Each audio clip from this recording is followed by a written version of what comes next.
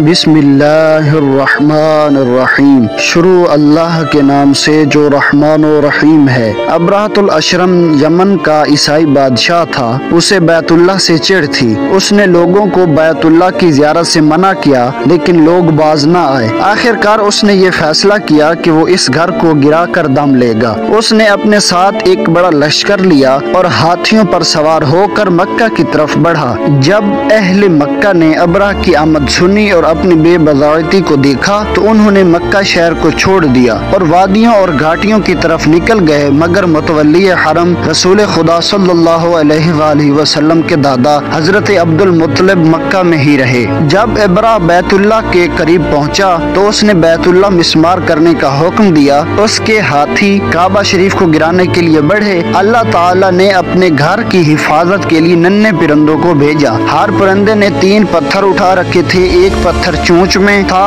اور 2 پتھر پنجوں میں اٹھا رکھے تھے۔ پرندوں نے ہاتھیوں اور اس کے دوسرے لشکریوں پر بمباری شروع کر دی۔ پرندہ اوپر سے سنگریزہ گراتا تو وہ سپاہی کی لوہے کی خود پر لگتا، خود ٹوٹ جاتی اور سنگریزہ اس کے سر کو پاش پاش کر دیتا اور اس کے جسم کو 2 حصوں میں تقسیم کر کے ہاتھی پر جا لگتا تھا اور ہاتھی کو مار کر اس کے پیٹ سے باہر آ جاتا۔ یوں ہر سنگریزے سے پہلے سوار ہلاک ہوتا تھا، پھر اس کا ہاتھی ہلاک ہوتا تھا۔ تھوڑی ہی دیر میں لشکر تباہ و برباد ہو گیا۔ جو بچ گئے انہوں نے بھاگنے میں عافیت جانی اور وہ ذلت و رسوائی کے ساتھ بھاگ گئے۔ اللہ تعالیٰ نے اس قصہ کو سورۃ الفیل میں بیان کیا ہے اور اس واقعے سے اللہ نے انسان کو یہ درس دیا ہے کہ وہ خدا کو کبھی کمزور نہ سمجھے۔ وہ اتنا بڑا قادر مطلق ہے کہ اگر چاہے تو ابابیل جیسے ننھے سے پرندوں سے اور معمولی سنگریزوں سے ہاتھیوں اور اس کے سواروں کو بھی ہلاک کر سکتا ہے۔ اس واقعے کو پڑھ کر کبھی آپ نے یہ سوچا